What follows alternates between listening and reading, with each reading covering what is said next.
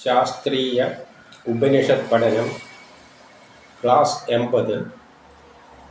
നമ്മൾ ഇതുവരെ 43 ഉപനിഷത്തുക്കൾ കണ്ടു കഴിഞ്ഞു.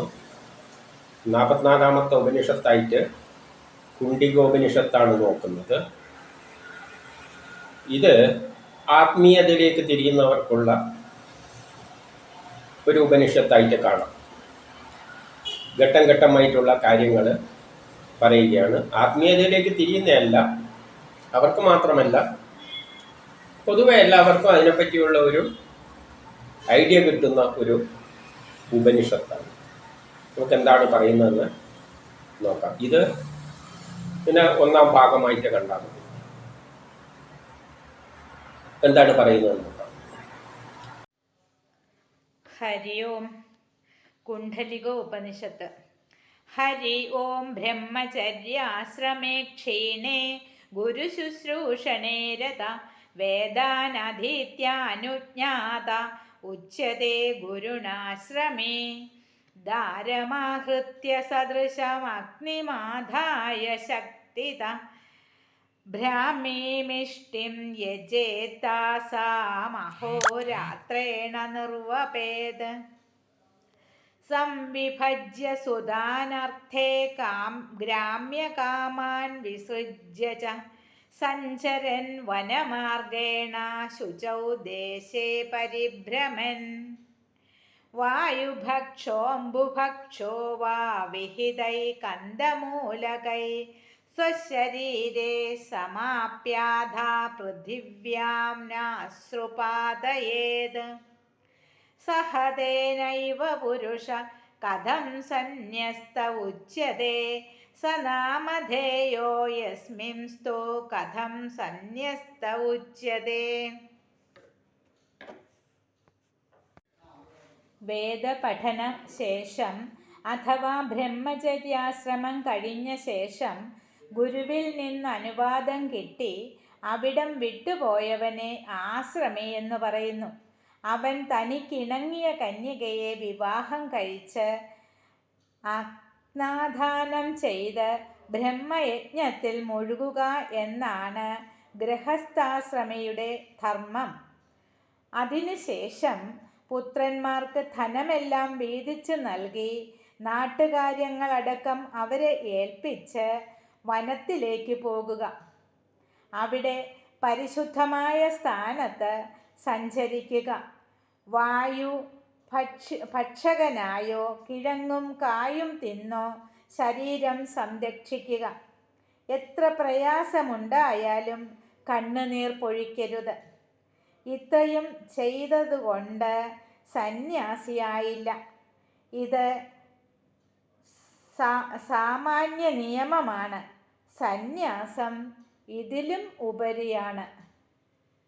അതായത് ആശ്രമധർമ്മത്തിൽ നമ്മളെല്ലാം 4 ഘട്ടത്തിലൊക്കെയാണ് പോകുന്നത്. ഒന്ന് ഈ പഠിക്കുന്ന കാലഘട്ടം തന്നെയാണ് ബ്രഹ്മചര്യാശ്രമം എന്ന് പറയുന്നത്.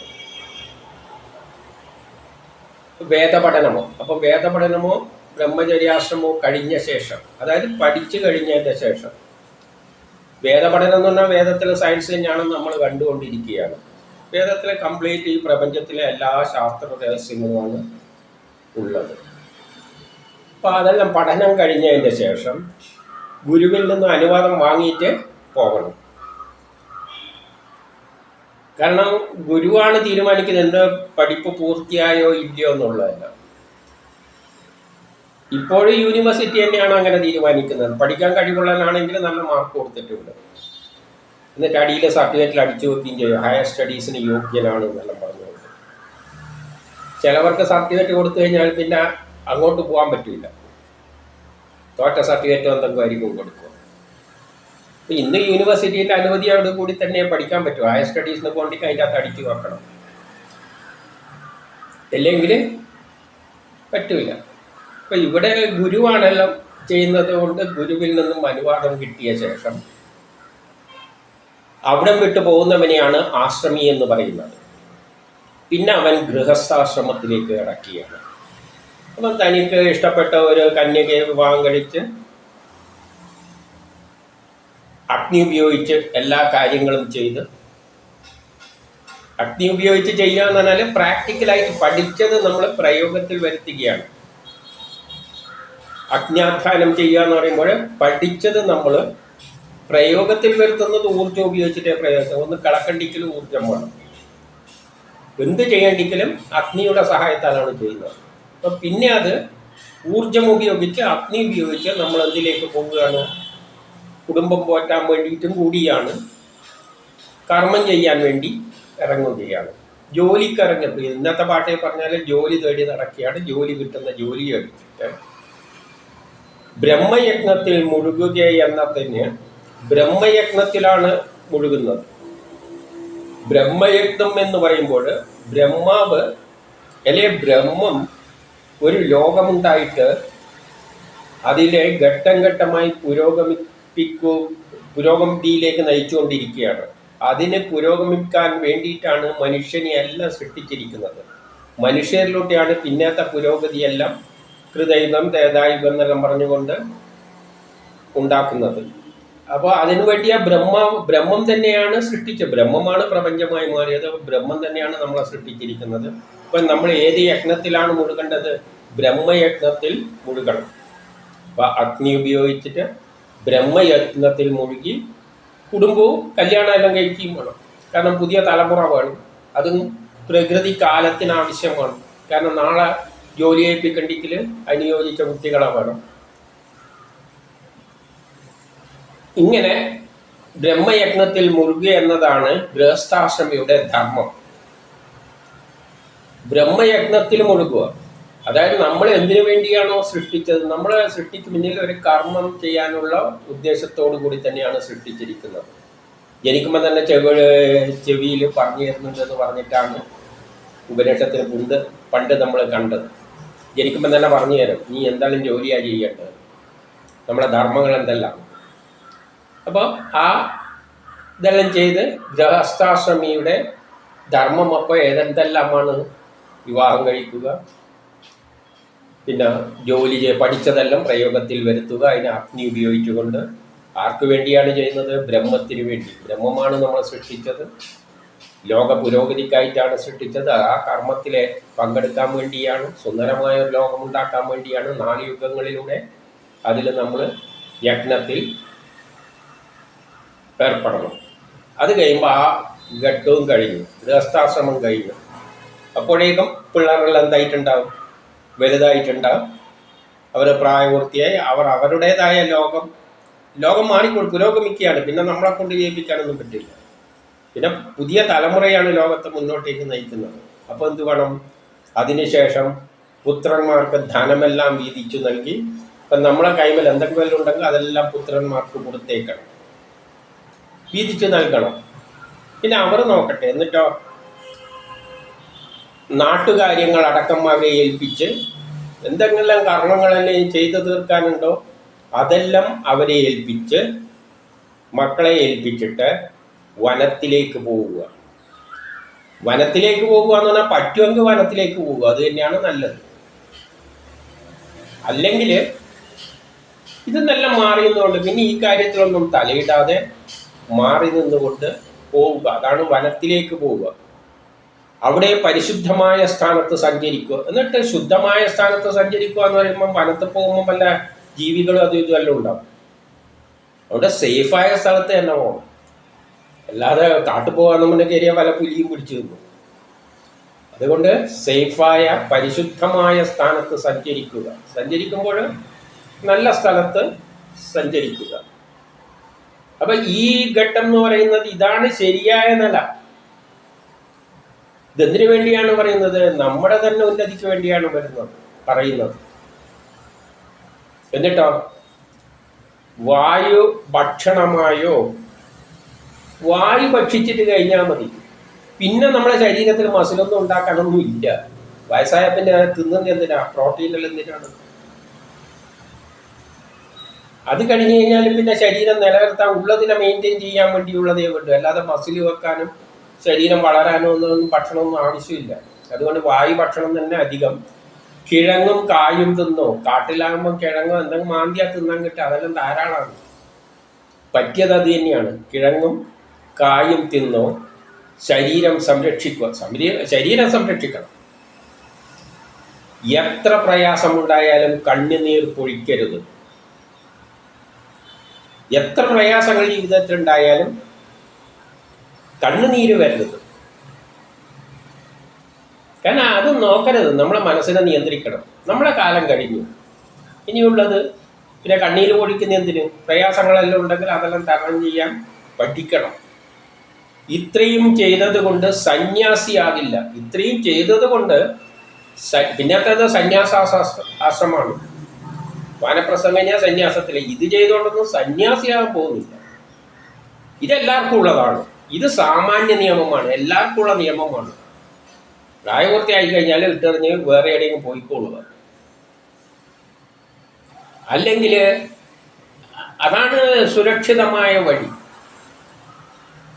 സന്യാസം ഇതിലും ഉപരിയാണ്. അതിൻ്റെ ശേഷമുള്ള ഘട്ടമാണ് സന്യാസം. പിന്നെ സന്യസിക്കണം എന്ന് വല്ലവർക്കും താല്പര്യമുണ്ടെങ്കിൽ അത് ഇതിലും കൂടിയും കുറച്ച് പ്രയാസപ്പെട്ട പരിപാടിയാണ്. ഇനി അതെന്താണെന്ന് പറഞ്ഞു തരികയാണ്. സന്യസിക്കാൻ പോണ്ടിക്കില്ല, അത് പിന്നെ എല്ലാവർക്കും ഒന്നും പറ്റില്ല. പറ്റുന്നവരുണ്ടെങ്കിൽ അവർക്കും അത് പറഞ്ഞു തരികയാണ്. അതെന്താണെന്ന് നോക്കാം.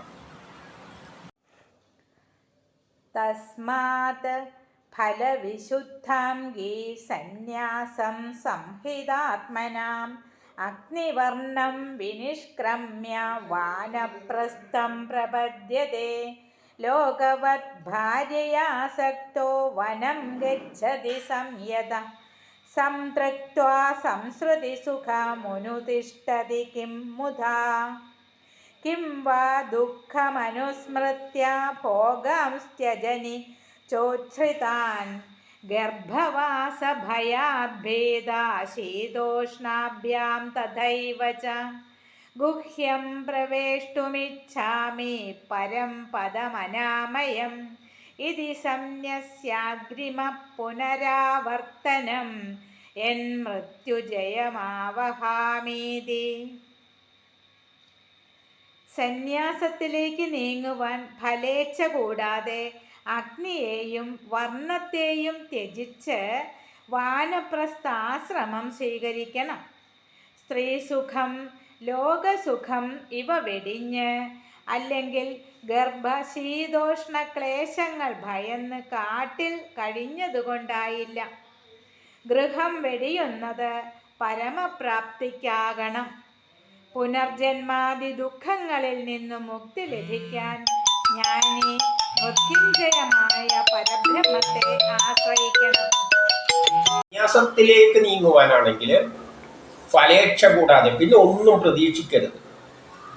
അഗ്നിയെയും വർണ്ണത്തെയും ത്യജിച്ച് വാനപ്രസ്ഥാശ്രമം സ്വീകരിക്കണം.